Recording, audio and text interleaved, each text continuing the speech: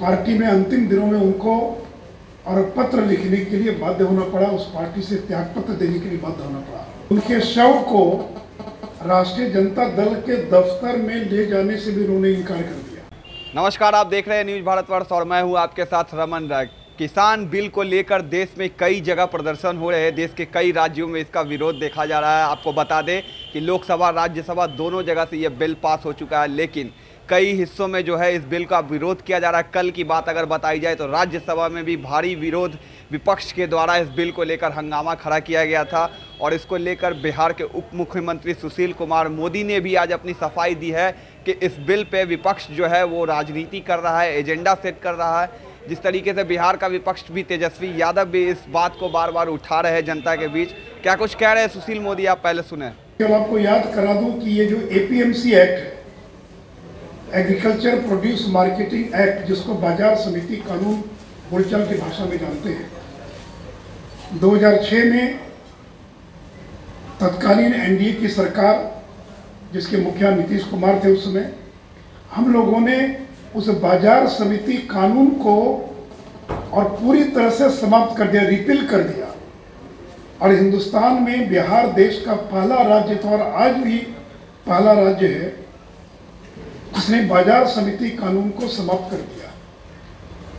70 करोड़ की आमदनी होती थी, फिर भी हम लोगों ने आमदनी की परवाह नहीं की, लेकिन वो किसानों के शोषण का माध्यम था और भ्रष्टाचार का अड्डा था।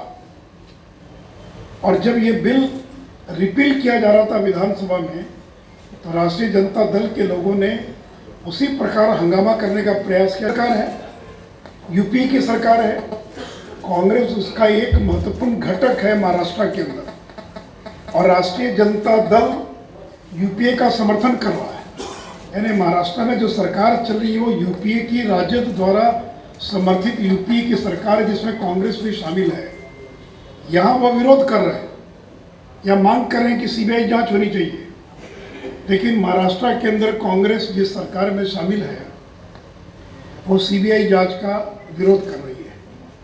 उसी प्रकार रघुवंश बाबू को अपने जीवन के अंतिम दिनों में जिस तरह से अपमानित किया गया कि जिस पार्टी में जिंदगी भर रहे, उस पार्टी में अंतिम दिनों में उनको और पत्र लिखने के लिए बाध्य होना पड़ा, उस पार्टी से त्यागपत्र देने के लिए बाध्य होना पड़ा। और उनके परिवार के लोग राष्ट्रीय जनता दल के नेताओं से इतने क्षुब्ध थे कि उनके शव को राष्ट्रीय जनता दल के दफ्तर में ले जाने से भी उन्होंने इनकार कर दिया। जो बाजार समिति कानून था उसको दोबारा बिहार में हम लागू करेंगे, इसका मतलब है कि किसानों का फिर शोषण होगा, फिर बाजार समिति भ्रष्टाचार के अड्डे बनेंगे। और कैसे दुरुपयोग होता था, यानी उसका मतलब क्या, कोई भी किसान अपना सामान बाजार समिति के बाहर नहीं बेच सकता है, उसको वहीं अपना सामान बेचना पड़ेगा। आज नरेंद्र मोदी की सरकार ने किसानों को मुक्त कर दिया कि आप जहां चाहें सामान बेच सकते हैं, हमको कोई बाध्य क्यों करेगा। अगर मैं टमाटर आलू कोई चीज़ पैदा करता हूँ तो हमको बाध्य क्यों किया जाएगा कि आपको बाजार समिति प्रांगण में ही वो सामान बेचना पड़ेगा। अगर मुझे बाजार समिति के बाहर अगर मुझे ऊंचा मूल्य मिल रहा, अच्छा मूल्य मिल रहा है, तो ये आज़ादी हमको क्यों नहीं होनी चाहिए। तो आपने सुना जिस तरीके से सुशील मोदी ने तमाम वो बातें बताई कि इस बिल के बाद जितने भी जो बिचौलिए हैं वो तमाम बिचौलिए हट जाएंगे, किसानों को उनका सीधा डायरेक्ट जो मुनाफा है वो मिलेगा। लेकिन विपक्ष एक राजनीति के तहत इस बिल के बारे में जो है लोगों को और किसानों को बरगलाने की कोशिश कर रहा है। बिहार विधानसभा चुनाव में भी विपक्ष इस मुद्दे को चुनावी एजेंडा बनाएगा, लेकिन ये बिल जो है वो किसानों के हित के लिए है। जिस तरीके से सुशील मोदी ने बताया है कि किसान विरोधी बिल नहीं है, ये किसानों के हित के लिए ये बिल है। जिस तरीके से विपक्ष बार बार जो है इस पे हंगामा खड़ा कर रहा है। कल भी आपने देखा राज्यसभा में भी काफ़ी हंगामा देखा गया था और देश के कई राज्यों में बंद बुलाया गया है। बिहार में भी 27 तारीख को पप्पू यादव की पार्टी के द्वारा बंद बुलाया गया है। पंजाब हरियाणा में भी काफ़ी जगह विरोध प्रदर्शन किए गए हैं।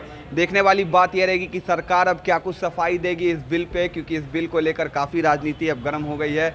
बाकी के तमाम खबरों के लिए देखते रहे न्यूज़ भारतवर्ष।